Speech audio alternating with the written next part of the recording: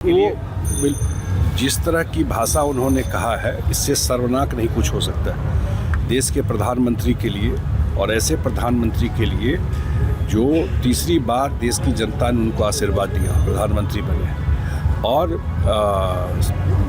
प्रधानमंत्री जी का मुझे लगता है कि एज गैप भी एक कितना है दोनों के बीच, और इस तरह की भाषा का प्रयोग करना देश के प्रधानमंत्री के लिए देश के मान होते हैं, प्राइड होता है पूरे देश के प्रधानमंत्री। तो ये कल्चर उस पार्टी में आ गया। आप देखे होंगे दरभंगा में भी इन्हीं के पार्टी के लोग प्रधानमंत्री जी की माता जी के बारे में क्या कहा। इसका मतलब नेता भी वही, इनके नीचे जो इनके नेता है चुनाव लड़ते हैं, वो पूरा का पूरा पार्टी का ये गालीबाज पार्टी हो गई है। इसी तरह की भाषा जैसा नेता बोलेगा वही नीचे मिलकर वर्कर बोलते हैं। संविधान तो लोकसभा में भी खतरे में ला रहे थे और उसका कुछ फायदा भी मिल गया था। संविधान खतरे में तब आई थी जब इमरजेंसी लेकर आए थे। मोदी जी तो 11 साल से प्रधानमंत्री है, तो 11 साल से प्रधानमंत्री है तो संविधान को प्रणाम करके ही काम करते हैं। तो इनको कुछ नैरेटिव बचा नहीं है, इसीलिए सब बोलते रहते हैं। तो ये उनका आपसी मामला है। हाँ, लेकिन जिस तरह का बात घोषणा पत्र क्या है, हाँ वो तो ढकोसला पत्र है, उसमें है क्या।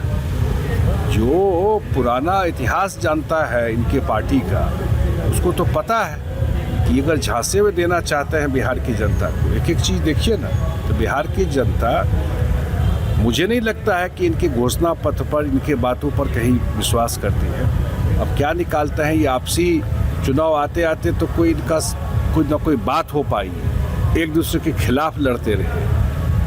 आज भी बहुत जगह पे एक दूसरे के खिलाफ लड़ रहे हैं।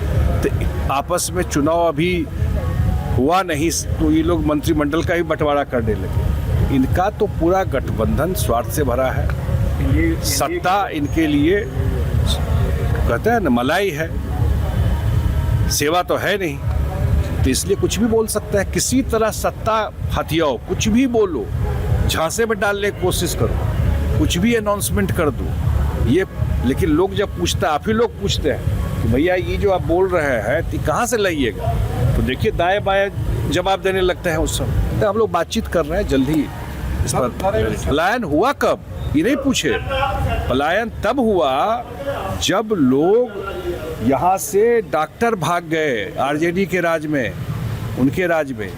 पलायन कब हुआ यहाँ से, सारे यहाँ से उद्योगपति भाग गए, यहाँ से स्टूडेंट यहाँ से चले गए, यहाँ से जो बड़े बड़े आपको इंजीनियर, कौन नहीं यहाँ से भागा उस 15 साल में। पलायन तब हुआ। अब पलायन की हिस्ट्री तो पता कीजिए, बिहार में कब शुरू हुआ पलायन। अब तो रिवर्स माइग्रेशन हो रहा है, बहुत सारे लोग वापस आ रहे हैं। अब पलायन बिहार से नहीं होता है।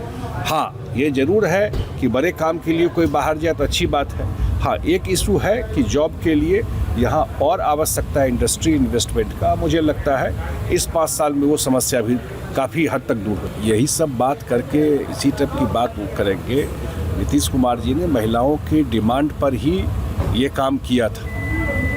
जो महिला है, महिला के डिमांड पर ही बिहार में उन्होंने शराबबंदी लगाई थी। उसका एक बहुत बेहतर असर ज़मीन पे पड़ा है, गांव में पड़ा है।